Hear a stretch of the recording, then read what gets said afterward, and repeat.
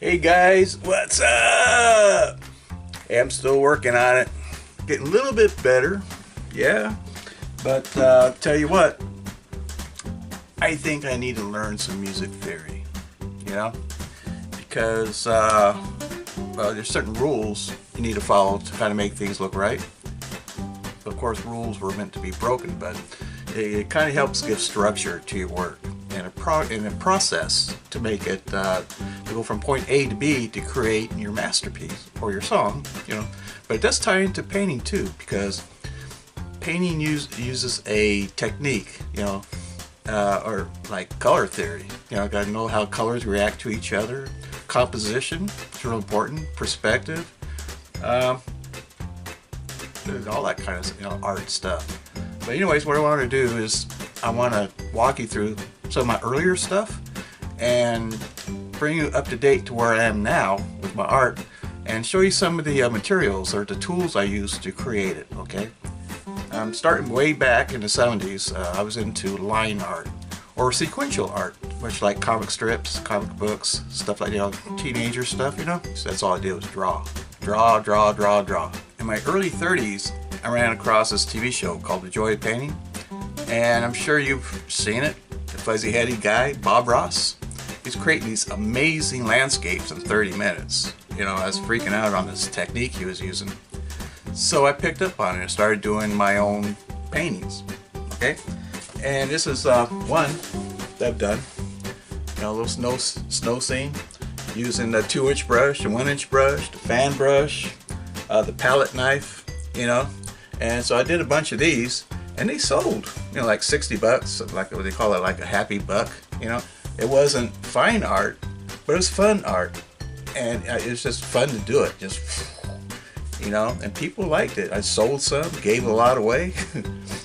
Make great Christmas presents, I'm telling you. But anyway, so I was doing this for a while, right?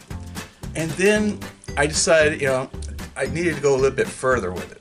So that's when I picked up on Grizel. Or is it Grizzali? I don't know how it's pronounced, but what it is underpainting.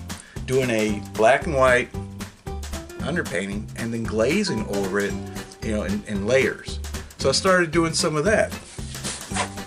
And the results were just like, wow, look at that. The underpainting combined with oils on top of it. You know, you have structure, and there's a lot of rules about it. You know, this is a painting of my son, James. He was like a little tyke, of course. Now he's bigger than me, you know. But anyways, so I did some of these. You know, I even did a couple portraits, but it was hard work, you know. I went from fun art to fine art. You know, and after a while, you know, I just wasn't having fun with it anymore, you know. I wanted to go back to fun art. It was just fun to do, you know. It took like several weeks to do one painting. Well, my fun art that I did previously, you know, I could do one, knock one off in like an hour, if that. You know, just it was done. And I couldn't sell these because at the time I put into it, the value was so high, no one could afford it. You know, like my normal wet on wet ones with a landscape Bob Ross style. I'd sell one of those for 60 bucks and make a happy dollar, you know. Something like this, I would have to sell for at least like $400 or $500. Anyways, on YouTube, I ran across this entirely different concept that just blew me away. It's called aerosol art, or as they call it, space painting.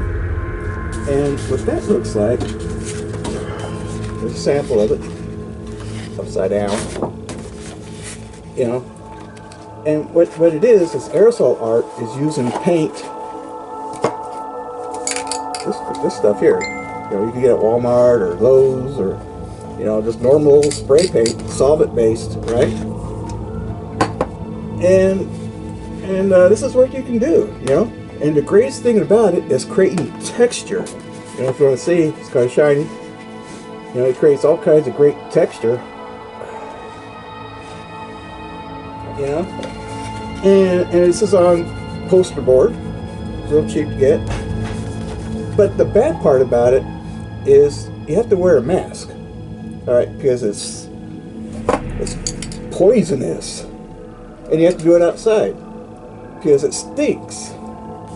It's hard to breathe in this thing, you know. So I started looking for an alternative, all right. that's what I ran across. Water-based spray. Oh, what? Yeah. Check this out. Boom. Perfect. I mean, it melded really well with the Bob Ross wet on wet paint I was doing, using a lot of the same techniques, plus the spray that gives it that look, that's an overall special look that you just can't get with a brush. You know what I mean? And of course, the same tools are used as far as creating texture and stuff. And to show you, I mean, what you can do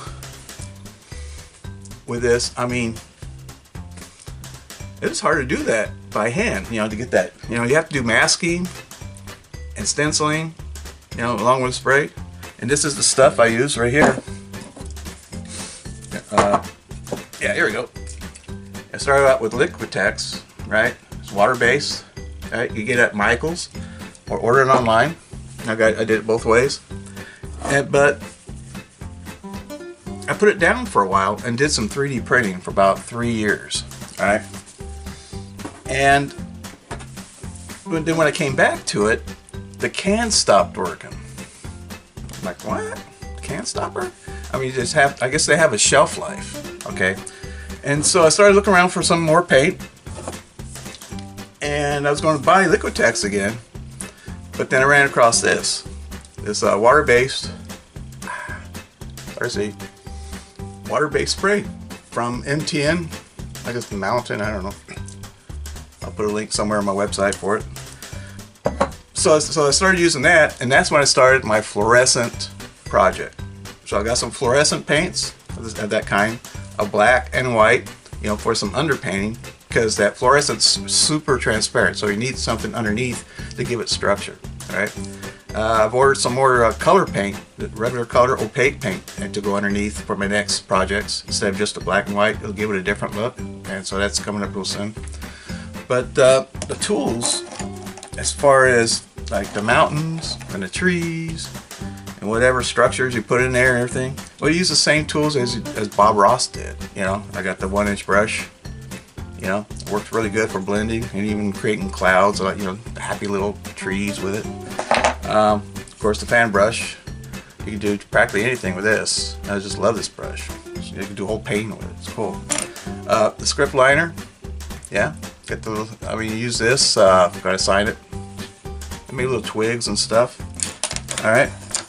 And of course, here's one of my favorites. It's a filbert. It's a good size. What size is it? Oh, can't remember. It's big. But anyways, perfect brush for doing stuff. All right. And I even use a foam brush. You know, it works. And of course, your X-Acto knife. You know, with a cork. You've got to cut your stencils and masks. You know, so that helps. And maybe transfer paper for transferring images onto either your canvas or the poster board or whatever you're using for the mask and everything. Okay, that's about it. I'm still working on the Stonehenge PDF step-by-step how to document. So I'll show you how it was done step by step and have a listing of all the tools used. And I'll be starting on my next painting after that. Okay, so thanks for coming by. See you next time. Later, Gator.